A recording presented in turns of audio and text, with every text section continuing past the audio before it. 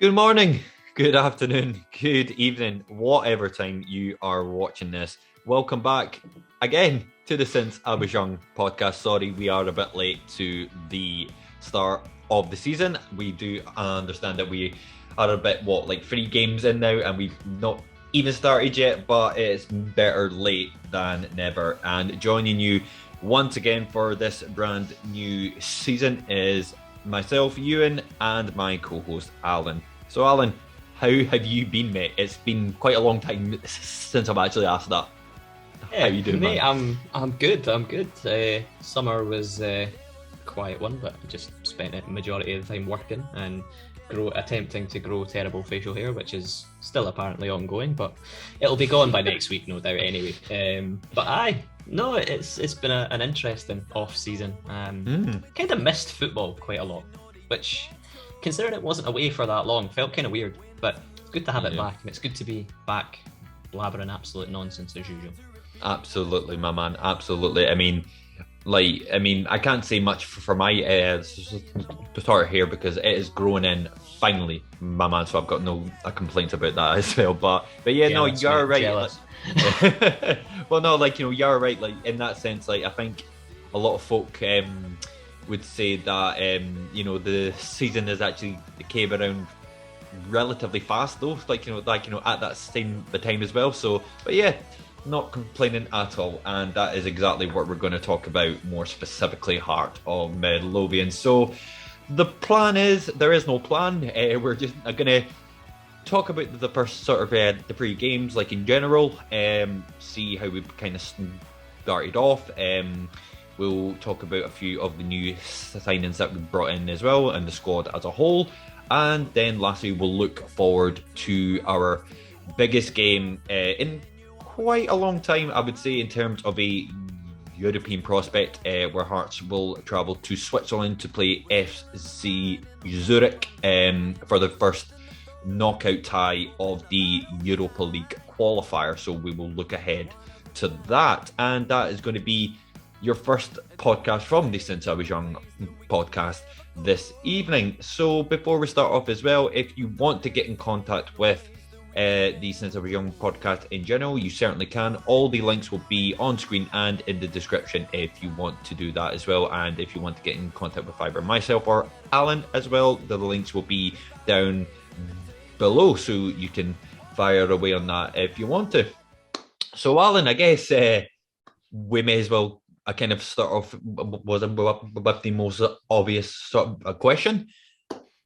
How you been was it feeling like about Hearts so far? 3 games in, 7 points out of 9, got some brand new faces through the door. We went to a pre-season match as well. I kind of mind how it was, but Bonnie it was Rig. Bonnie Rig. that's It was that's Bonnie Rig. that's why I can't mind them so unfucking relevant. So yeah, no, and the Uh, squads that we had, wasn't when we watched them looked pretty decent. So yeah, I guess how have you felt throughout these last sort of 3 games, which has been County, Hibs, and just from yesterday, since we're recording on a Monday, Dundee United. I think to start with the squad that we've got, I think we lost quite a few players over the summer. Obviously, players left, Suter, etc. The loans left, didn't come back. Cochrane came back, but other than that, nobody else. It's there's been a lot of work to do on that team, and I don't think they're done yet. I think they still need maybe 2 or 3 more. To be honest, Robbie seems to be saying that as well, which is positive. But the players that have come in look solid already, and when I think one that deserves a lot of praise that maybe hasn't quite got as much as he maybe should have is Kai Rolls. That man, he's come into a defence that Suter was a massive part of last season. In terms of, I mean, Suter was a massive part of the playing side of the team last Yep. season. He was the way that he progressed with the ball and everything. And I think when he left, it was almost like, right, what are we going to do now? Mm-hmm. How are we going to replace that? And I'm not saying Kai Rolls has, because he's a different kind of player, but he just looks solid. And for the first few weeks of the season, I've noticed that he does the simple things incredibly well. Incredibly well, yeah. No, And absolutely agree on that. it's almost like, you see some defenders, like, for example, a ball comes down the line and there's a winger or a forward running at a defender. You see the defender trying to bring the ball down and play it out. Kai Rolls doesn't do that. Kai Rolls just goes, this is going into Rose Ed because that's where it needs to go. It's like, lump it out the ground, lump it up the top of the stand, just get it away. And I really like that. Like, there's a time and place for being able to bring it down and play it out, of course. And Kai can do that because he's done that a couple of times. But I just love the no nonsense. I don't care about being fancy. I'm just going to punt it because we're under pressure, or I know I'm up against somebody here, so I'm just going to lump it. The only time that maybe didn't quite cover himself in glory was the Hibs goal. I felt like he should have just wiped out the boy and just maybe taken a yellow card and stopped the attack. But that's life, it's one of those things. Alan Forrest has looked solid as well. Spanish George, as I call him. Apparently there's Jorge. Jorge. Well, it's funny because we had this conversation about how you pronounce it, and apparently, I don't know if it's accurate, but I heard something that apparently in the team, if he's playing well, they call him Jorge. If he's playing garbage, they call him George. And I'm like, I like that. Fucking like, Jorge Grant, fucking brilliant. He looks a cracking signing, by the way. Like, early signs, I know, and like, you can only judge on 3 games, but he looks really solid. Who else have we got to talk about? Alex Cochrane, just doing Alex Cochrane things. Like, I was delighted when he came back, even more so on a permanent. Like, it's a great signing. For sure. And obviously the man himself, Lawrence Shankland. Yes, let's delve into that, because I've got to admit, I kind of got to eat my own words. Granted, again, like you said at the start there, it's only been 3 games. Granted, it's actually only been 2 games for Shankland as well, but 2 goals in 2 games, like, you can't really complain. Obviously, I know that there was a lot of talk about more at the start of the transfer window where, there was a fee kind of going about where they were asking for like $500,000, and you and me kind of debated on that, where, like, personally, like, we both felt that $500,000 could probably be spent kind of elsewhere and maybe better. And again, it wasn't ever really confirmed as such, but it was like $250,000 plus add-ons as well, like, or something like that. So something like that. So I would say that's a relatively fair price for Shankland as well, because obviously with Boyce as well, kind of slow, getting on as well. Like, for this season, I feel he's not necessarily going to be that main sort of target man as such for this year, because he's started to like sort of move back more in to the number 10, like, sort of role throughout that time, and then throughout the last half of last season, Sims as well kind of started to burst, like, sort of into light a wee bit as well. So I think Shankland's not going to be a fancy sort of touch and, like, fantastic goals. Like, he's a poacher, but it works. Like, I mean, like, it showed, like, throughout the Hibs game, I thought he actually did relatively well to actually score that a goal against Hibs, and then again through the great play that we did and the build up as well was for his goal against Dundee United as well. Again, like, it was a beautiful pass from Mackay for him just to knock it in. Like, that's what I actually need. I think the thing about Shankland for me that we kind of, I mean, I said it when we were linked with him that I wasn't quite sure he was what we not needed, but I didn't really know what we would be getting, if that makes sense. I think, like, there's no doubt he can score goals in Scottish football because he did it before. So I never doubted that. But it's interesting because there was a quote that Joe Savage did in an interview with the This Is My Story podcast a few weeks ago now. And he said that one of the first conversations he had with Robbie Neilson when he got in the door was, who would be your ideal signing? And Robbie said Lawrence Shankland. And that was 18 months ago. So it shows that Robbie obviously rates him highly, having worked with him before. And yeah, like he's certainly. I haven't been surprised at the fact he scored goals because, as I say, he's done it before. But it's his all-round play that I've been really impressed with. And like you say, he did well to get the goal against Dundee United, but he's certainly. Who's that? Somebody tooting. It's outside me, mate, so it's absolutely I was like, since I was young, podcast is back. I know, mate. Kind of, that's not bad. Someone's excited. no, I was going to say, no, the main thing for me is that like Shankland's come in and Robbie's got him playing in a system that works, and the forward players around him have been contributing as well, and that's massive. Like Barry Mackay scoring goals, Alan Forrest is scoring goals. Yeah. George Grant scoring goals. Liam Boyce. Has Liam Boyce scored yet this season? Don't think he has. No, I don't think he has. The thing is, Boyce offers so much more than that. Like, precisely. Just to sort of lead into the next thing we're going to talk about. Like, I was at the Ross County game at the start of the season, and Boyce didn't start that game. And the first half of that game, we had nothing. We had nothing going forward. We had nobody at the top of the pitch, and it was so clear the impact that Liam Boyce has. And I'll sound like a broken record because I've said it multiple times when we did these, that's what Boyce gives you. But precisely, there also has to come a point, like what you said, where we do start to think about life after Liam Boyce. And yeah, precisely. I think, again, we'll talk about the Dundee United game, but when Boyce went off, George Grant sort of moved into that 10 role and looked very good, and then scored, obviously. For sure. So yeah, I mean, look, we have to look forward, and certainly Shankland is a very, very good player to have at the front end of this team. Will he score 20 goals this season? I don't know. I really don't know, because you can't say, but it's looking promising.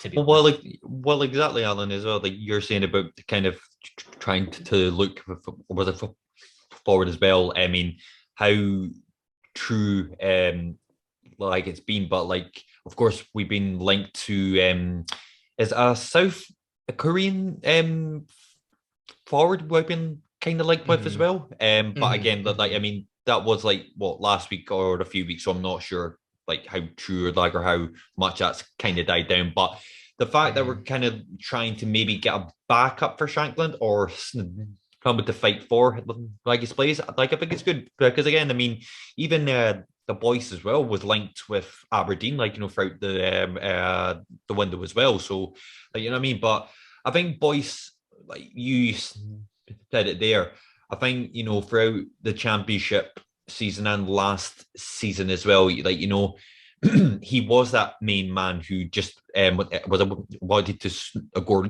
goals, and then he started to kind of retreat kind of slightly back, but he gives you so much more, and it's that intelligence as well that he gives, like that's what you actually need as well. But you're just staying there as well. So the Dundee United game, like of course, I mean the county game, like the second half, you said that we kind of sparked it into life a wee bit, and then it came away with all the 3 points as well.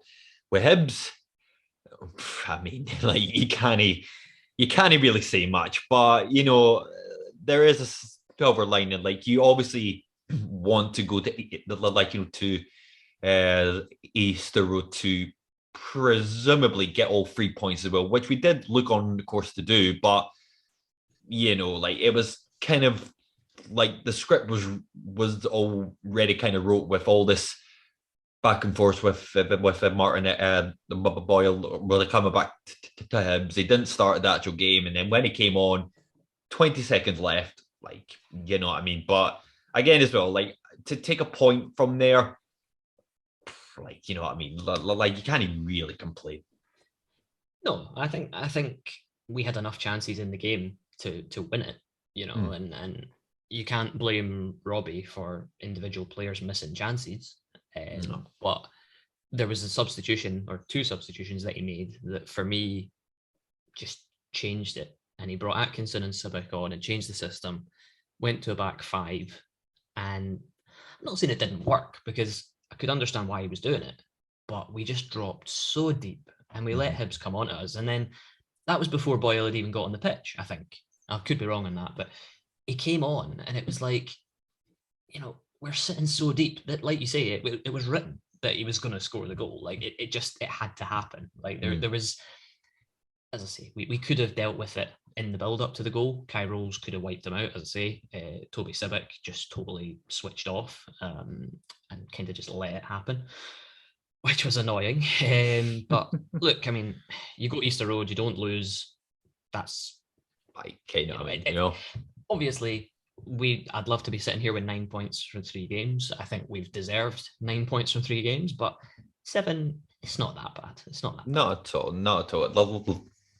Like, especially was a like as well to the result that we had yesterday as well. Like, because what, like, we said yesterday as well. Like, I mean, again, it's a kind of thing where United got practically humped by AZ Alkmaar, and you would always expect a monumentous reaction from them to think, right, Ken, let's just put that aside and then let's just try and go for it. But we responded brilliantly from that game. I thought the standout a goal as such, like, you've got to give it to was a Mackay. Like, again, I'm starting to kind of we are starting to kind of treat him now as we did with Craig,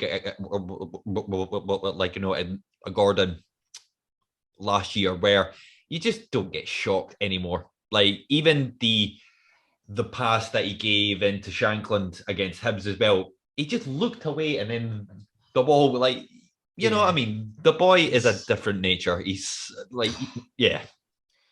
I don't know if you saw it, but there was a thing that Sky Sports, they obviously did I don't know if it was Sky Sports, but they did an interview with him after the Dundee United game. And they basically asked him, like, where's this come from? Because he's scoring goals now. Like, last season, he was known for more for his assists than his goals. But this season, he started with both, which is amazing. But he kind of said something that I thought was quite interesting. He was like, I'm playing with a smile on my face. I'm enjoying myself. I'm enjoying football again. And I'm like, do you know what? That's what you want. Like, this is a player that was down in England and didn't really do anything. And no, he didn't. We picked him up on a free. And you're like... Say that one more time, Alan. A free transfer. That could probably go down as one of the best free transfers in recent memory for us. If somebody can point me in the direction of a permanent signing that's been a free transfer, I mean, Kingsley probably comes close, but Barry Mackay, he's just different gravy, that boy. Like,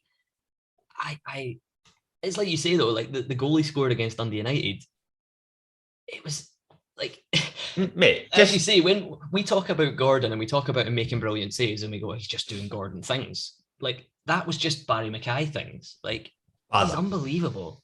Mate. He's unbelievable. And if there's not a Scotland cap in his near future, then they need to have a serious conversation with themselves, because and there's loads of discussion going on online about it.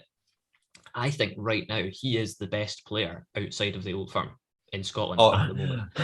I thought that you were generally about to say he's the best player outside of Andy Halliday, but all right, cool. Oh, well, I mean... That's still happening, by the way. That's still happening the season, mate. That train is still fucking rolling, my man. The Andy Halliday fan club has been the Andy Halliday fan club lives, mate. Lives for at least, 2 years? Aye. So, well, he's just, Barry is he's such a quality player. He's such a quality player. And I think he is currently, on current form anyway, the best player in Scotland outside of the Old Firm. I think he's just absolutely outstanding. But back to Dundee United, like the start of the game, we hit them right from the start. And I think for me, that's the best thing that we could have done, because obviously they took an absolute hammering in midweek off of Alkmaar, which, 7-0's embarrassing. But AZ Alkmaar are a big team. Very, very great team, yeah. it's not a surprise that they didn't win. Put it that way. It's not a surprise that No. Dundee United got beat. The embarrassing thing is the 7 goals. But we had to take advantage of any kind of nervousness or any sort of uneasy feeling. And when I saw the Dundee United lineup, the boy Dylan Levitt not starting. I don't know whether he was injured or they just rested him. I don't quite know the ins and outs of that, but he makes them tick from like a creative point of view. And when I saw he wasn't in the team, coupled with our lineup, I was like, yeah, this is a win. There's no doubt that this is a win. I didn't think to myself, it's just a case of how many. Like it wasn't that. I wasn't overconfident. Yeah. But I looked at it and I was like, nah, we're winning this. Like we put all of our best attackers on the pitch at the same time.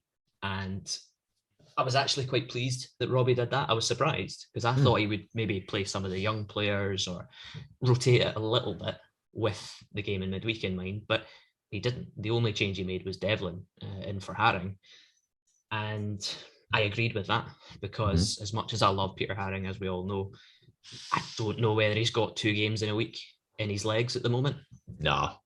I think of all the players, I think he's the one that I would probably sort of say he'll be one of the first names on the team sheet. Of course, yeah. Zurich. But to play him 2 games in a week, I'm not quite sure on that. But yeah, we started the game incredibly well, as you said. Scored the goal early. Shankland, right place, right time. Great build-up, though. Great build-up. And then we could have had another 2 in the first 10 minutes. There was a header from, I think it was a corner that George Grant played in, and then Kai Rolls sort of kicks it over his head to get it back in the box. And it was, I can't remember who it was. I think it was Boyson might have been, actually, I think. I can't remember who it was. Anyway, somebody headed the ball towards goal, and the goalkeeper tipped it away, and then we had another shot as well that got tipped away. So we had chances in that first 10 minutes to absolutely blow them away. But then I think we kind of slowed down a little bit. I don't know, and I said it to you, I don't know whether it was the heat that kind of burnt us out a little bit. Oh, mate, it burnt me the fuck out and all, but yeah. Mate, I'm surprised you're not a puddle at this point, mate, honestly. Mate, I literally took a factor 50 and a factor 50 and made a factor 100. Like, literally, mate, like absolutely burning the skin off me, mate. Ridiculous. It's been absolutely brutal. But yeah, like I think Robbie must have told them, look, start quick, get in their faces, have a go. And we did that. But then we kind of stopped a little bit because I think we were burnt out. I think the energy that we used in that first 10, 15 minutes was really good. But you could see that the players just went, right, let's have a little rest for 10 minutes. Let's, take a foot off it. We're winning the game. I think if it was still 0-0, I wonder how that would have went down. But I think the fact we scored as early as we did made a massive difference to that. But Dundee United started to kind of come into the game a little bit, but not in the sense that I was worried they were going to score. Because I think aside from, certainly the first half, aside from the long shot from the boy Edwards, loves a long shot, that guy. Oh, he fucking does.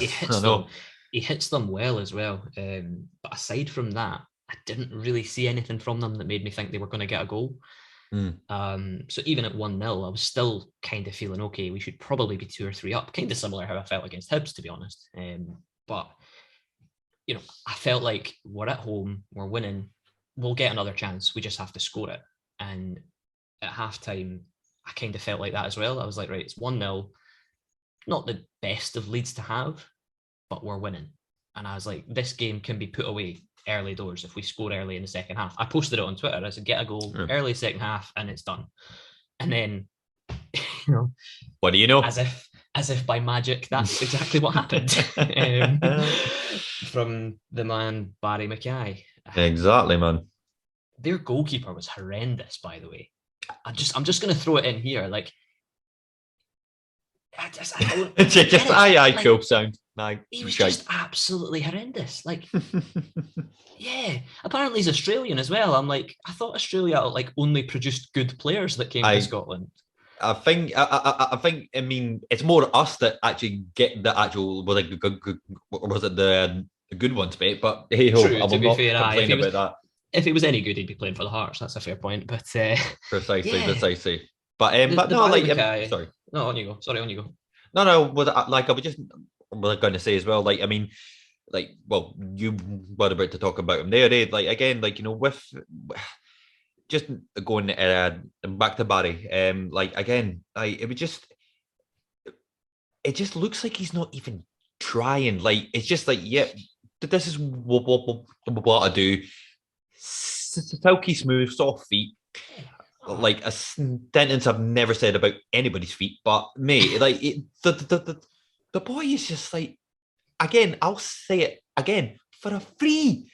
Like right now, Alan. Like, I mean, before he signed his contract, we were absolutely positive that he was on his way out. And granted, again, there would be a silver lining where that boy would go for at least a few was £1 million, easy. Oh yeah. But the fact that we managed to sign him, what, it was on a 3 year a contract? I think so. Thanks, Not aye. 100%, but I think you're right. Aye. But like, do you know what I mean? Like, I mean, the amount of players that we brought in, signed them on like with the contracts, like, like, I will say one thing: Joe Savage knows what he's doing. He's a very smart man, very smart man. Absolutely. Yeah, it's like the goal. Just to talk about the goal, like he comes in off the wing, and it's one of those shots that you've seen players try hundreds of times, and it gets blocked by a defender, or somebody gets a leg in the way, but the way he hits it as well, like considering how far out he was, I don't think, like, I watched the game and I watched it back multiple times, and I didn't realize when it first went in just how far out he actually was. Yeah, no, And like then, what? Like you're talking like what? Like maybe 25, 30 yards? I was about 30 yards. He was far out, and he was wide as well. Like it wasn't in the Precisely. center of the pitch. Like, but for the shot, the way that he hit it, I was actually so surprised at the amount of power he got behind it. Precisely. Like, and the goalkeeper, to be fair, I think obviously I've said the goalkeeper was rotten, which he was, but it goes through a lot of players. So I think maybe the goalkeeper just doesn't quite read it properly, or he's maybe unsighted, or I don't know. I'll give him the benefit of the doubt on it, but who cares? That's fine. It was a cracking goal, and Barry, like I've said, the fact that he started the season scoring goals as well as getting assists, it can only be a good thing. It can only be a good thing. Absolutely, Alan. Goals from other areas, not just, like you say, relying on a Boyce or a Shanklin to score them, because there will be games when Boyce and Shanklin don't score. So you need to find the goals from somewhere else. And if Barry can do it, we're on to a good thing. Absolutely, Alan. Absolutely. I mean, not to compare the next goal, but again, Jorge Grant, as easy a goal as you'll ever score. I thought Smith done actually quite well to like sort of I get the shot off as well, like in on the inside, left foot, and then like I said, like Jorge just like rolls it in. So not really a lot to talk about there, but an interesting point, just to kind of wrap up on the actual game itself, and we did speak about this not too long ago, and it's more specifically to do with the player himself, Josh Giannelli. Now, I thought he took his goal quite well. Like was it like again he ran in on the inside from the right wing. It was a did well to to score the actual goal as well. So he's off to a good start as well from the bench as well. But more specifically, and it is something that we can put on to the page as well. So you sent me a thing where there was a bit of talk about was it Giannelli potentially not being here at the end of August. Now, you were kind of on the side of, well, do we really need him? Just in comparison to his performances last year. And I had the opposite sort of the wavelength where, like, I mean, in terms of the wingers that we have, like, throughout last year as well, like, obviously like, it's probably fair to say that you were a bit more in support of a Gary Mackay-Stevens, and I was kind of on the other way where I would kind of rather rather keep was it Nally if it was like kind of a choice. But what would your thoughts be on that now, just from the small sort of with a bits of work that you did in the actual game? I mean, would you rather kind of keep him just to have the squad in a bit more started depth, or would you rather bring in somebody else with maybe a bit more sort of with a quality, or maybe start to bring through one of the youngsters through, or what? I think it's an interesting point because last season I could see a role in the Hearts team for a Gary Mackay-Steven and for a Ginelli. I could see a role for them last season, and they played enough games. And Gino scored goals last season. He got assists last season. Like when he was called upon, he did put numbers up. Like he wasn't as consistent as he could have been, or maybe should have been, but he did contribute when he played last season. As did JMS, to be fair. Maybe not quite as much, but I think now the thing that I feel about Gino, and I've said this for a very long time, is that he's an incredibly frustrating player to watch because, and I'm bringing it back, it's the first time I've said it in this podcast that we have seemingly relaunched. There's a player there in Ginelli. See, just like the Andy Halliday fan club, that's not gone away either. But Gino is so irritating because, and I've said this multiple times as well, it's his decision making. Sometimes he'll do the wrong thing and when he should have done something else. But I don't want us to let players like him go unless we have equal or better to bring in. And I think for me, like we've seen Connor Smith play a little bit in pre-season, hasn't been involved in match day squads yet, I don't think. So Connor Smith could be the one that comes in and takes that squad role. But is Connor Smith going to give you the same numbers as Gino? You know, is he going to score the goals that Gino scores? Is he going to get the assists that Gino gets? And I think I'll kind of sort of echo it to Jamie Walker when Jamie Walker was allowed to go. Jamie Walker was similar. He contributed off the bench. He scored goals when we needed him to in the championship, you know, and okay, it's the championship, but we let him go. And then it was like, okay, well, who takes that role? You know, who does that now? Who's the difference off the bench? And Gino can be that guy. And obviously was that guy against Dundee United. He came on and scored a goal right at the end. But Gino obviously doesn't want to be that guy that just comes off the bench. And you can't blame him for that. You know, he wants to play more. He wants to play more games, but you can't, if you're Robbie Neilson, you can't say like the form of that front four, say you're talking Mackay, Forrest, Boyce and Shankland. Gino doesn't get into that. And it's not his fault. It's just that front four is very good. Definitely. So I think I like Gino as a person. I think Gino is a really, really grounded guy, and he's got his head screwed on. He doesn't come across as arrogant or anything like that, and I like that about him. But it's one of those, if he was allowed to go, I'd probably keep an eye on him because I'd think, do you know what? He could go to another club in Scotland and absolutely tear it up. Rip it up, yeah. Yeah, he could go down to England and, you know, play at a certain level down there and do the same. Like, but again, like I say, I want us to allow him to go on the premise that we've got somebody that can come in and do the same, if not better, more consistently. Agreed, yeah. And you could say that Alan Forrest does that, but that's why Alan Forrest is playing and Gino's not. You know, it's early days for Forrest, but he looks good. And yeah, as I say, I really like Gino. I'm pleased that he scored. If it's his last appearance at Tynecastle in front of Hearts fans, fair play to him.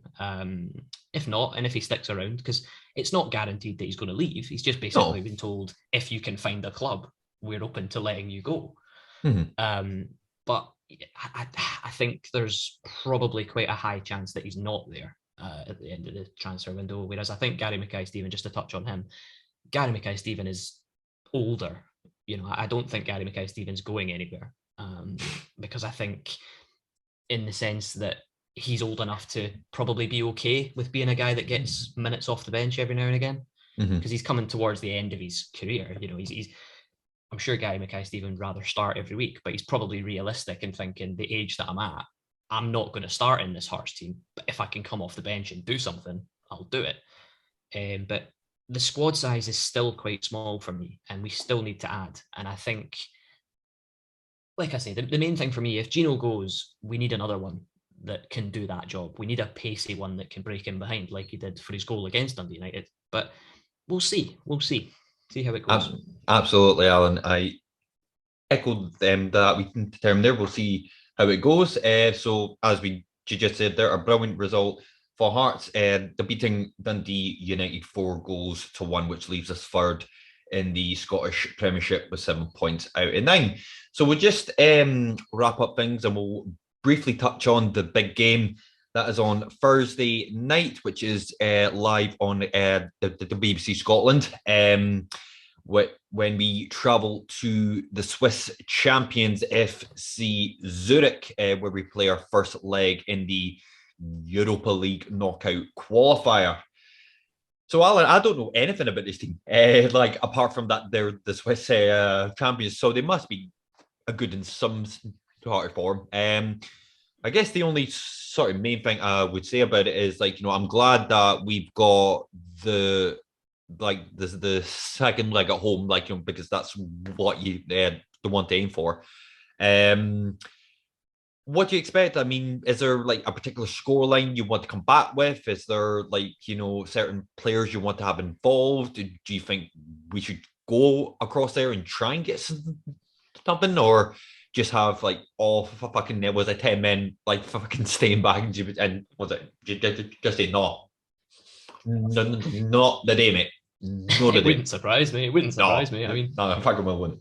No, I think with Robbie was talking about it again after the game against Dundee United, and he was asked about that. He basically said something along the lines of, "We want to bring a result back with us. We want to bring something back to Tynecastle, so we'll go there to try and do that."